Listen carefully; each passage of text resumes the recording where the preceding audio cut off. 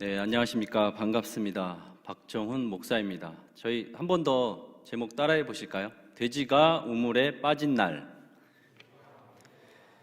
네, 봄의 시작을 알리는 입춘도 지나고 우리나라의 최대 명절 구정 설 연휴도 지나고 또 얼마 전 정월 대보름까지 지나 2월에 이제 마지막 주일을 맞이하였습니다. 네, 설교를 준비하는데 갑자기 20년 전 일이 생각나서 죄송합니다. 제가 군대 얘기 좀 잠깐 하고 가겠습니다. 제가 고등학교 졸업하자마자 99년 12월에 군대에 가서 훈련소와 후반기 교육을 마치고 2월 말 이맘때쯤에 자대 배치를 받았습니다. 이등병 딱지를 달자마자 자대 배치라고 받아간 곳이 계룡대, 그러니까 대전에 있는 계룡대 깊은 산속이었습니다. 순간의 선택으로 26개월간의 군 생활을 거의 산에서만 보내야만 했습니다. 제가 지원하고 선택해서 간 곳이라 누구를 원망할 수도 없었습니다. 하필 혹한기 훈련 중에 자대 배치를 받아서 추운 겨울 산속에서 자는데 정말 기가 막혔습니다. 훈련 중에 이렇게 자대 배치를 산속에서 받아서 이게 뭐 하는 짓이지? 그리고 막사를 놔두고 왜 이곳에서 자나? 이러다가 입 돌아가고 무슨 일 생기면 어쩌려고.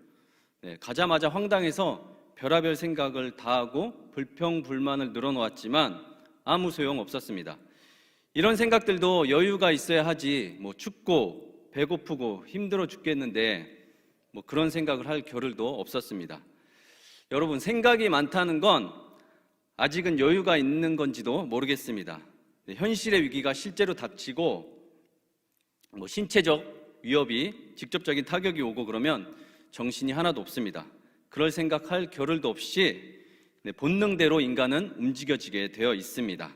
그렇게 3일을 씻지도 못하고 산속을 휘젓고 다니는데 제 신세가 너무나도 처량하게 느껴졌습니다. 불과 3개월 전만 해도 집에서 따스한 밥 먹고 제가 하고 싶은 대로 하고 다니고 마음대로 살았는데 이제 20살 나이에 그게 얼마나 힘들고 괴로웠겠습니까? 근데 그때 산속에서 진달래 같은 노란 꽃을 발견했는데 정말 신기했습니다. 그게 설교 준비하는데 갑자기 생각이 나더라고요. 나중에 검색해서 알았는데 혹시 여러분들 아시는지 모르겠어요. 화면 좀 띄워주시겠습니까? 야생화 계열의 복수꽃이라는 겁니다. 복수꽃. 복사꽃이 아니라 복수꽃. 근데 저 두 개의 사진의 특징이 보이십니까? 살얼음, 얼음이 핀 곳에서 저렇게 노란 꽃을 피우고 있습니다. 저 추운 겨울에. 산속에서 저 꽃을 보면서 제가 잠깐 감상에 빠졌었습니다. 아무리 춥고 혹독한 겨울이라도 반드시 봄은 오겠지? 이 엄동설안에 너도 꽃을 피우는데 나에게도 봄이 오겠지. 춥지만 않으면 그나마 살 것 같은데 추워도 너무 춥다. 그렇게 감상에 잠깐 빠졌었습니다. 여러분들 삶에도 봄이 오고 계십니까? 설 명절도 지나고 사상 처음으로 5인 이하 비대면 설을 맞이하였습니다. 정부의 방역 지침을 준수하느라 고향에도 못 가고 가족들도 못 만나고 인사도 제대로 못하고 정말 말도 안 되는 설을 보냈습니다. 생각보다 많은 사람들이 철저하게 방역 수칙을 지키고 계셨습니다. 그렇게 법과 질서를 잘 지키고 잘 따르면 뭐가 좀 달라져야 하는데 아직도 여전히 제자리 걸음인 것 같아서 너무나 마음이 안 좋습니다. 사경회 때 은혜도 많이 받으셨습니까? 대보름도 이제 지났습니다. 오곡밥과 나물도 잘 드시고 하늘을 바라보며 소원도 비셨습니까? 작년 겨울에 방역당국에서 이런 브리핑이 생각이 납니다. 이번 겨울만 잘 넘기면 봄이 오면 괜찮아질 거라고 했었습니다. 도대체 봄은 언제 오는 걸까요? 저는 한 해의 본격적인 시작이 3월 2일부터라고 생각합니다. 내일이면 이제 3월 1일이고 내일까지 놀고 3월 2일부터 본격적인 한 해가 시작이라고 생각을 합니다. 방학도 있고 설 연휴도 있고 아직 겨울이라 얼음도 얼고 하니까 새 학기가 시작되는 본격적인 업무가 시작되는 3월 2일부터가 저는 한 해의 시작이라고 생각합니다. 이제 내일이면 3월입니다. 본격적인 한 해가 시작되었습니다. 봄의 기운을 받아서 열심히 계획했던 일들을 하고 인사이동이 있었다면은 이제 거기 안에서 잘 적응하고 추진해 나아가야 합니다. 그러나 아직도 일상은 그대로입니다. 기획해서 치열하게 하기보다 그냥 수동적으로 현상 유지만 하는 사람들이 많이 있다고 들었습니다. 2주 단위로 새로운 방역 수칙이 나와서 그런지 정해놓고 뭔가를 할 수 없는 시간인 것 같습니다. 어제도 새롭게 나오긴 했는데 2주 연장이라고만 이렇게 들었습니다. 특별히 코로나 여파로 인하여 고용시장이 불안정하여 20, 30대 우리 청년들이 가장 큰 직격탄을 맞았다고 합니다. 취업자 수는 30만 명이나 감소하였고 대기업, 중소기업, 일반 서비스업 할 것 없이 많게는 50%, 적게는 30% 이상 감소했다고 들었습니다. 가게도 안 돌아가는데 직원들을 뽑겠습니까? 손님을 맞을 자리도 줄이고 영업시간도 줄였는데 청년들 알바자리나 제대로 구할 수 있는지 모르겠습니다. 강사님 말씀대로 코로나도 코로나지만 코로나 위기와 맞물려서 경제적 위기가 가장 큰 후유증으로 이제 다가올 거라고 어둡게 전망하고 있습니다. 마음이 많이 안 좋습니다. 저희 아내가 방역 수칙을 지키는 것은 우리 아이들 학교를 하루라도 빨리 보내서이고, 제가 방역 수칙을 지키는 것은 생계를 위해서 일하는 노동자들을 생각해서입니다. 분명 봄은 왔고 새학기가 시작되었고 3월 활기차게 달려야 하는데 많은 사람들이 자신들만의 이해관계 속에서 서로들 얽히고 설키고 살고 있는 것 같습니다. 우리 그리스도인들은 지금 이 시국에 무엇을 예민하게 생각할까? 또 예수님이라면 이런 상황에서 어떤 일들을 하시며 이 상황들을 진단하실까? 오늘 본문을 통하여 그런 질문들을 같이 공유하고 그 해답을 좀 하나씩 찾아가는 시간이 되었으면 좋겠습니다. 저는 여러분들에게 설교를 대신 전달해서 하지만 여러분들이 성경을 펴시고 그냥 그 말씀들을 같이 보고 듣고 좀 생각해 보셨으면 좋겠습니다. 오늘 본문 말씀 6절 7절 말씀 함께 읽겠습니다. 시작.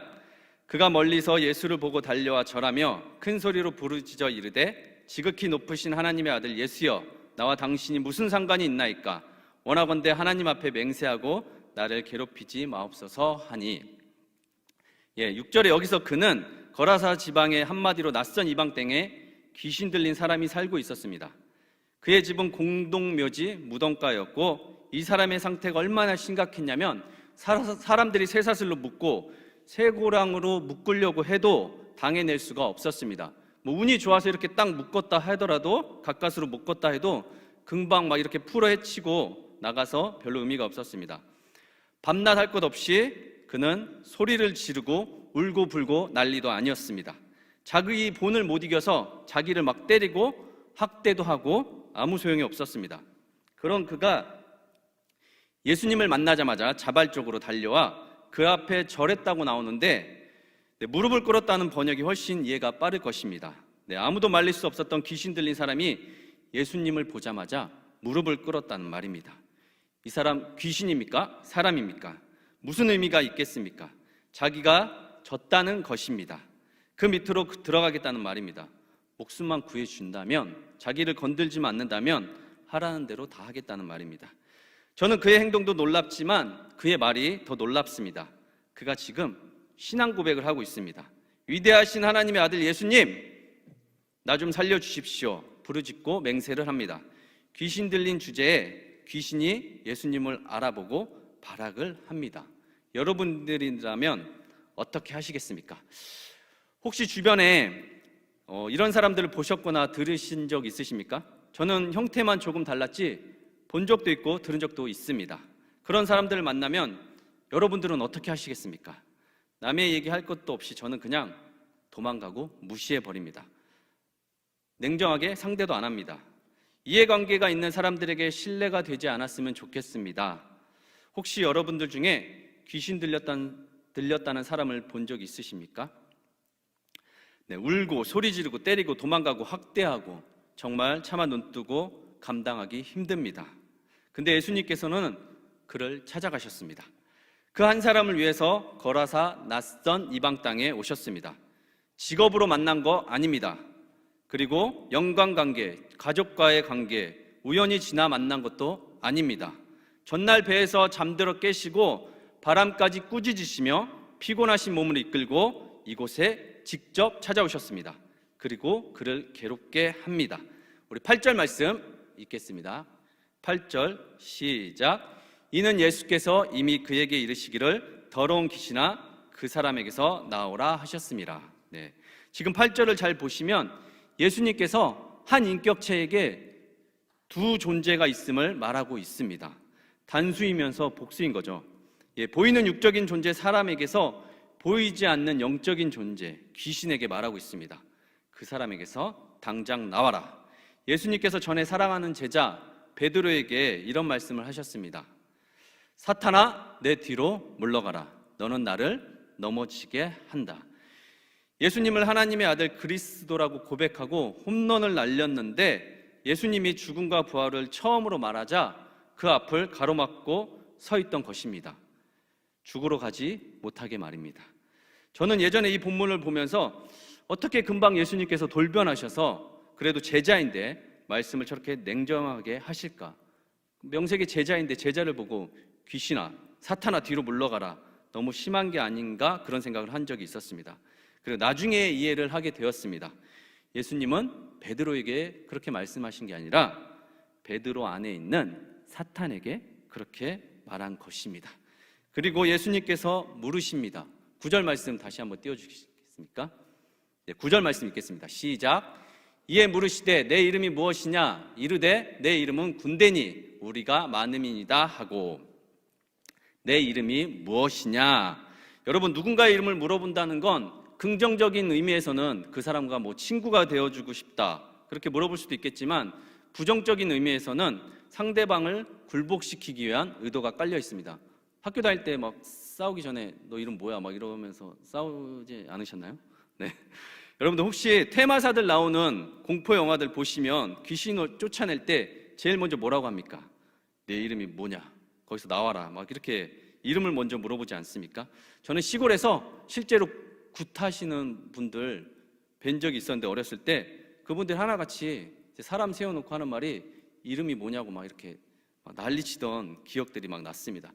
저는 실제로 어렸을 때 많이 보았습니다. 왜 이름을 물어볼까요? 이름은 단순히 그 사람을 호명하는 게 아니라 그 사람의 전 인격을 나타내고 있기 때문에 그렇습니다. 저에게 최재욱 하면 저랑 안 어울리죠? 저에게 최재욱 하면 저랑 별로 어울리지 않죠? 이상하죠? 저는 그냥 박종훈이 낫죠. 네, 고개를 좌우로 흔드시네요. 박종훈 이름 안에는 저랑 관계가 있는 분들은 아시겠지만 이름 이상의 의미를 담고 있기 때문에 그렇습니다. 입맛이 까다롭다? 까칠하다? 무섭게 생겼다? 이런 이미지가 있나요? 귀신도 자신의 이름을 밝힘으로써 그의 정체가 조금씩 드러납니다. 그 이름은 군대랍니다. 우리말 성경에는 레기온이라고 나오는데 그것은 로마 군사용어로 한 사단급 병력 5천, 6천 명을 가리키는 말입니다. 한마디로 이 광인에게 귀신이 집단적으로 많은 수가 있다는 말입니다. 전무후무한 아주 끔찍하고 파괴적이고 막강한 세력이 이 사람 안에 들어와 있습니다. 말씀을 준비하면서 이 광인에게 연민이 느껴졌습니다. 제가 사역자로 살겠다고 다짐했던 가장 큰 이유 중에 하나가 저에게 사람에 대한 연민이 생겼습니다. 제가 구원의 확신이 생긴 순간에 사람들에 대한 전에 없던 연민이 갑자기 생겼습니다. 내 인생, 자기 인생이나 불쌍하게 생각할 것이지 남의 인생에 대해 관심을 갖고 남의 인생이 좀 불쌍하게 느껴졌습니다. 저 사람은 왜 저렇게 살까? 저 사람은 예수 믿는데 왜 이렇게 힘들어할까? 풀리지 않는 숙제를 왜 저렇게 잡고 살까? 상황을 바라보면서 언제까지 저렇게 사실까? 예수님 잘 믿으면 살면서도 행복하고 죽어서도 좋은 곳 갈 텐데 왜 저렇게 아둥바둥하고 사실까? 그런 연민이 제 마음 가운데 생겼었습니다. 그래서 이 길로 들어서게 되었습니다. 지금도 제가 많이 표현은 안 하지만 우리 청년들에게 어떤 분들에게 특별한 사람들에게 연민의 감정을 느끼는 사람들이 있습니다. 저는 그분들이 좀 잘 살았으면 좋겠습니다. 예수님 믿고 그 인생 잘 좀 풀렸으면 좋겠습니다. 우리 10절 말씀 읽겠습니다. 10절부터 13절까지 함께 읽겠습니다. 시작. 자기를 그 지방에서 내보내지 마시기를 간구하더니 마침 거기 돼지의 큰 떼가 산곁에서 먹고 있는지라. 이에 간구하여 이르되 우리를 돼지에게로 보내어 들어가게 하소서 하니 허락하신데 더러운 귀신들이 나와서 돼지에게로 들어가매 거의 2,000마리 되는 떼가 바다를 향하여 비탈로 내리다라 바다에서 몰사하거늘. 아멘. 7절에서 큰 소리로 발악하며 부르짖던 광인은 지금은 기세가 한풀 꺾여서 예수님께 사정을 합니다. 자신을 쫓아내지 말 것을, 차라리 쫓아낼 거면 저기 많은 돼지떼들에게 자기를 들어가게 해달라고 부탁합니다. 예수님께서 강제로 넣은 게 아니라 그 귀신 들린 광인이 먼저 예수님께 부탁을 합니다. 말씀을 묵상하면서 귀신의 두 가지 특징을 발견했습니다. 귀신은 독립적으로 움직이지 않고 사람에게 붙어 먹고 사는구나. 그것도 여의치 않으면 짐승에게라도 붙어 먹고 사는구나. 유대인들이 경멸하던 돼지떼에 귀신들은 거기라도 붙어 먹겠다고, 들어가겠다고 사정을 합니다. 그리고 두 번째 특징, 도대체 악은 언제 드러날까? 악은 도대체 언제 끝날까? 악의 세력은 정말 끝장을 봐야 끝납니다. 천장까지 올라가야, 바닷물에 빠져야 끝이 납니다. 여러분, 귀신은 사람에게 붙어서 24시간 계속 활동하지는 않습니다. 순간순간 불쑥 올라오겠죠. 아무도 말릴 수 없도록 정말 끝장을 봐야 끝나는 잔인하고 무섭고 더럽고 영약한 영역이 바로 귀신입니다. 사람은 얼굴만 봐서는 절대로 알 수가 없습니다. 그러니 멀쩡하다가도 귀신이 임하면 입양한 아이를 췌장이 터지도록 때릴 수 있고, 조카를 물고문해서 귀신이 임하면 죽일 수도 있고, 이제 2살밖에 된 아이를 혼자서 방에 두고 죽기까지 기다릴 수도 있겠죠. 아무리 생각해도 멀쩡한 사람 정신으로 어떻게 그렇게 할 수 있을까 끔찍합니다. 음란하고 폭력적이고 이기적이고 입에 담기 힘들 정도로 악랄하고 정말 돼지에게 전가해야 할 귀신 같은 영역들이 사람에게 있을지도 모릅니다. 사람이 정말 어디까지 악해질 수 있는지 정말 사람이 했다고 믿기지 않는 일들이 주변 곳곳에 일어나고 있습니다. 멈추지 않는 악은 죽음 앞에까지 가야 발악을 하고 드러내고 있는지도 모르겠습니다. 네, 지금 혹시 은밀한 곳에서 반복적인 악을 저지르고 있는 사람들이 있다면 당장 그곳에서 나오십시오. 네, 여기서 재밌는 상상을 한번 해보고 싶습니다. 아무리 그래도 예수님께서 왜 귀신을 부탁을 들어주시나 했더니 돼지들이 물을 좋아한답니다. 물을 싫어하고 수용을 못하는 줄 알았더니 물을 굉장히 많이 먹고 물을 굉장히 좋아한답니다. 돼지들도 자기 몸속에 무언가가 들어온 것을 알고, 이게 너무 싫어서 자기 몸에 들어오는 거 표현도 못하고 사정없이 우물가로 그냥 돌진해 버린 거 아닌가, 바닷속으로 그냥 빠져버린 것이 아닌가 생각하게 됩니다. 돼지도 피해를 본 거죠. 이방 사람들은 2,000마리의 돼지떼가 몰살하는 장면에 기겁을 했겠지만 예수님께서는 한 영혼을 구원하셔야 했습니다.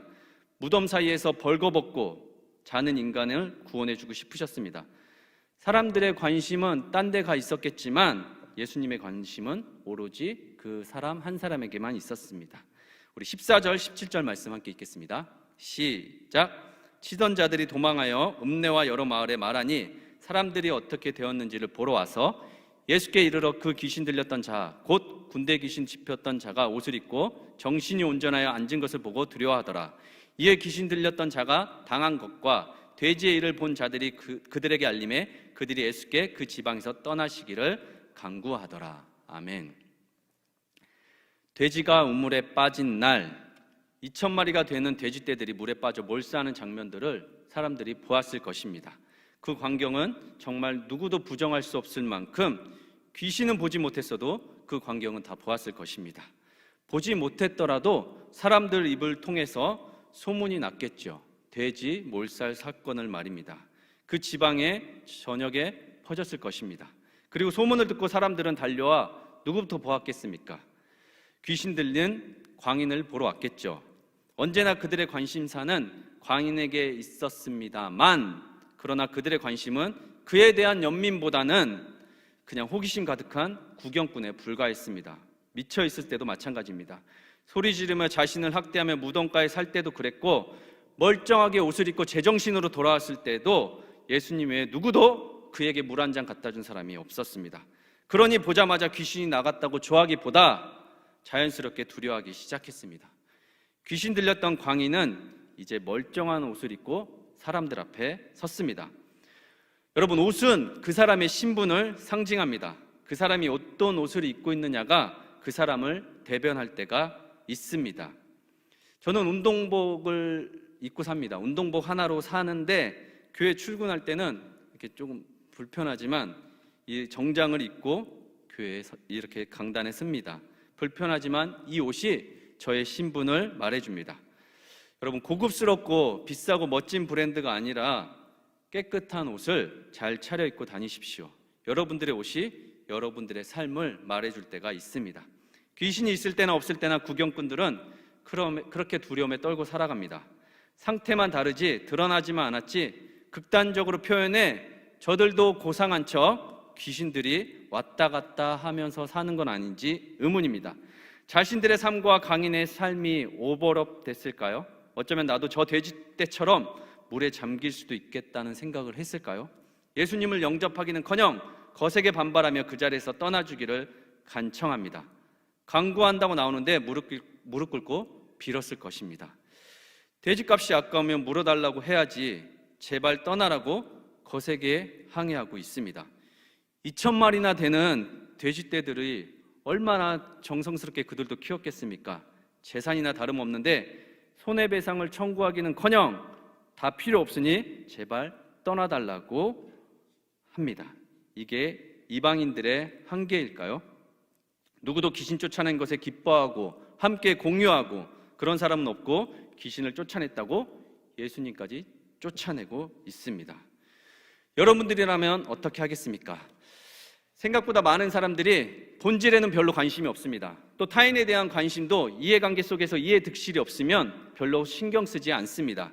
한 개인의 구원은 그 사람에게만 영향을 미치는 것이지 나와는 무슨 상관이 있냐고 그런 풍조 속에서 오늘날 살고 있지는 않습니까? 돼지떼가 아까워서 그랬든지 아니면 자신들에게도 그 귀신 같은 모습이 있어서 어쩌면 저 돼지떼처럼 몰살당할까 두려워 그랬든 거칠게 예수님을 배척합니다. 예수님은 어딜 가나 본질을 말하고 사명을 다할 때는 사람들에게 인기가 없습니다. 그들의 반응은 냉혹합니다. 지금 이 코로나 시기가 어쩌면 그러지는 않은지 모르겠습니다.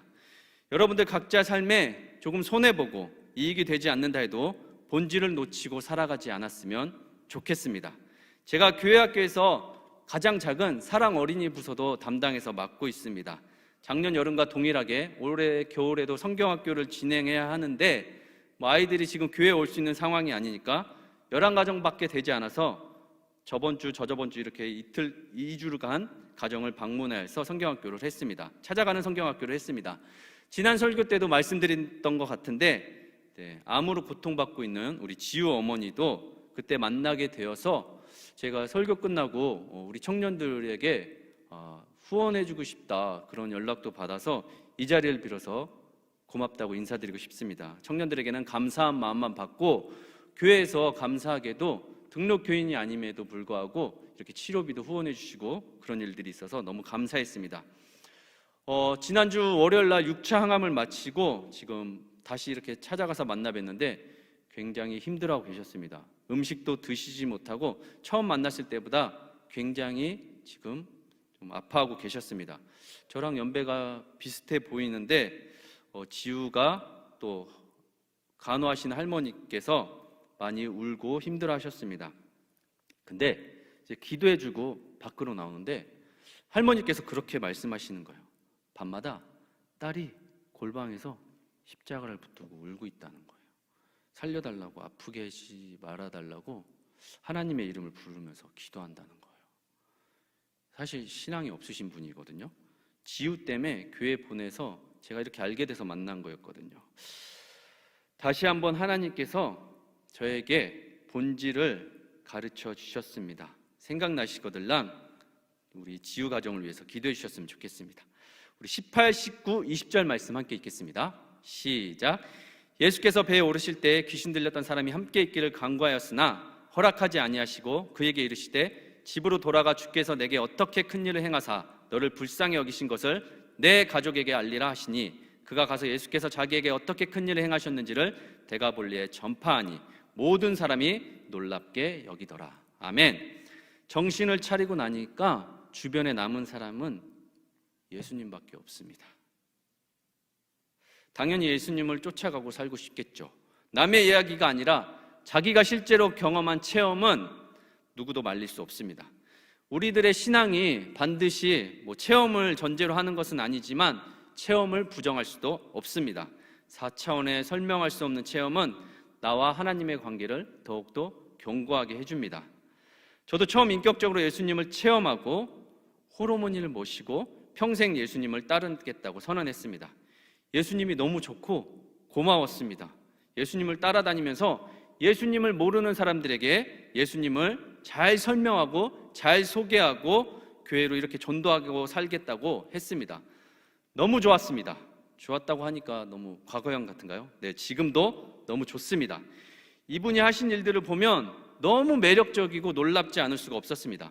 막 주머니에 넣고 다니면서 혼자 막 이렇게 꺼내보고 그렇게 살았었습니다. 저는 그래서 이 사람의 반응을 충분히 이해할 수 있습니다. 저 사람의 처지가 과거에 제 모습과 많이 다르지 않기 때문에 더욱더 공감합니다. 그러나 예수님은 거절하십니다. 사랑하는 여러분, 우리가 성령을 체험하고 예수님을 인격적으로 만나고 놀라운 4차원의 영적 신비를 체험했다고 해서 예수님을 다 따라가는 건 아닌 것 같습니다.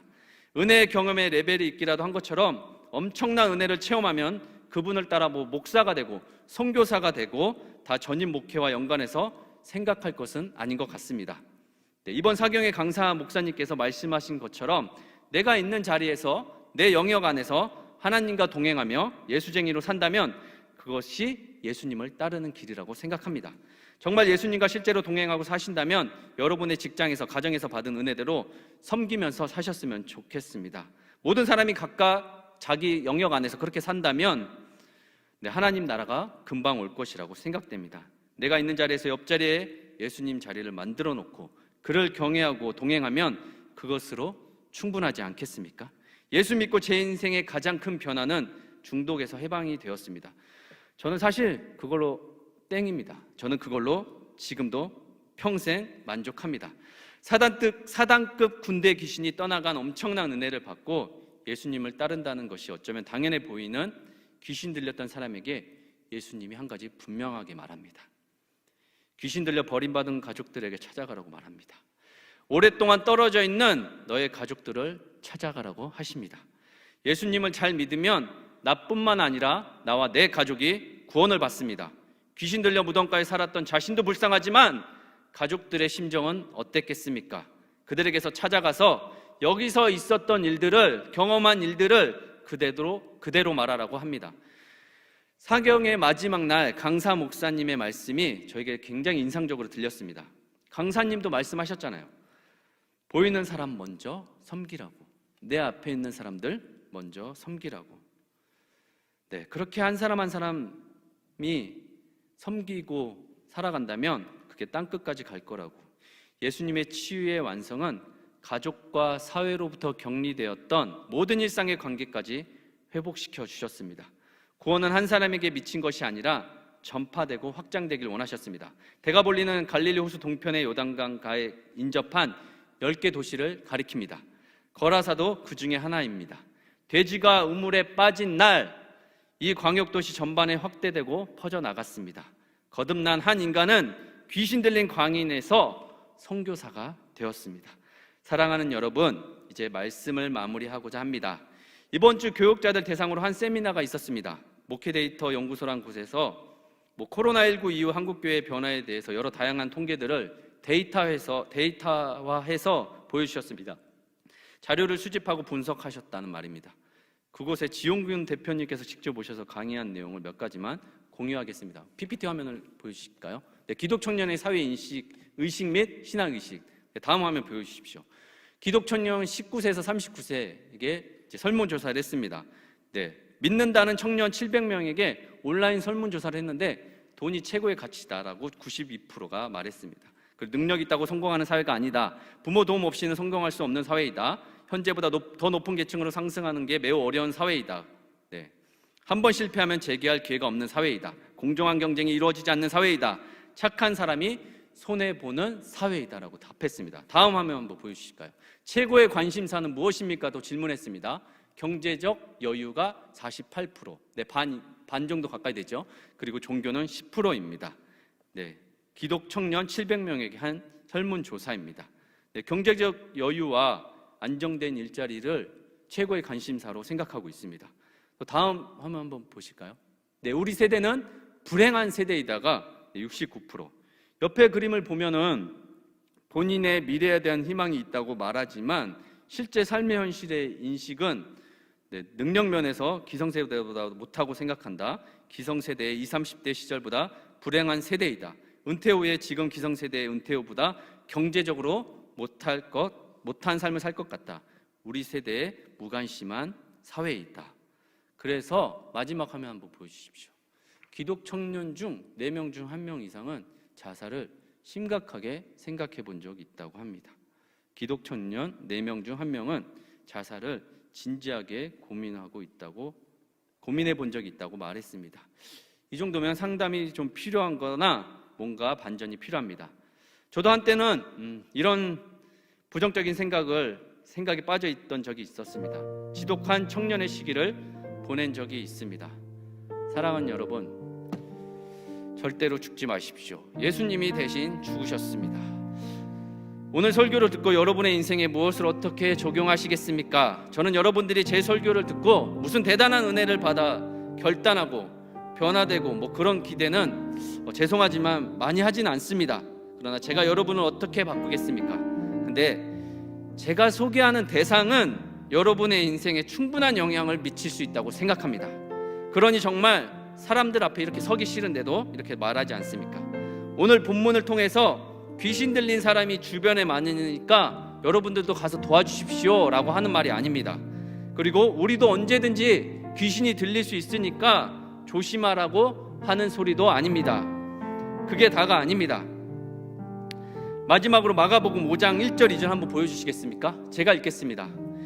예수께서 바다 건너편 거라사인의 지방에 이르러 배에서 나오심에 곧 더러운 귀신 들린 사람이 무덤 사이에서 나와 예수를 만나니라. 하루하루 먹고 사는 것에만 관심 있는 돼지떼들로 가득한 천박한 나라, 유대인들은 냄새 난다고 쳐다도 보지 않는 이방 나라에 예수님께서는 피곤한 몸을 이끌고 바다를 건너가셨습니다. 무덤 사이에 집을 짓고 귀신 들려 죽어가는 사람을 예수님께서 만나주셨습니다. 그리고 옮겨줄 돼지떼도 없는데 이 귀신 같은 나에게 예수님께서 찾아오셔서 밤에 하신 말씀이 있으십니다. 뭐라고 하신 줄 아십니까? 제가 설교 준비를 하는데 예수님은 자신에게 전가시키라고 합니다. 너 살고 나에게 전가시켜라. 자신이 가지고 죽을 테니까 너 살고, 내가 가지고 자폭할 테니까 나에게 맡기라고 말씀하셨습니다. 이 말씀을 우리 청년들에게 전하라고 하셨습니다. 봄이 오고 3월이 되었습니다. 숨어있던 생명이 피어나고 움츠렸던 기운들이 솟아날 이때 교회력으로는 사순절의 시간을 보내고 있습니다. 사랑하는 여러분, 추상적 이야기가 아닌 실제로 예수님을 초청하며 만납시다. 믿지도 않는 나라에, 믿지도 않는 사람에게 가서도 옷을 입혀주시는 예수님인데 하물며 믿는다고 여기에 앉아있는 우리들에게 얼마나 더 좋은 걸로 입혀주시겠습니까? 힘든 시기를 살아가고 있지만 조금 더 힘내십시오. 추운 계절이 아무리 길어도 반드시 봄은 오게 되어 있습니다. 우리 같이 찬양했으면 좋겠습니다. 온전케 되리 같이 우리 찬양했으면 좋겠습니다.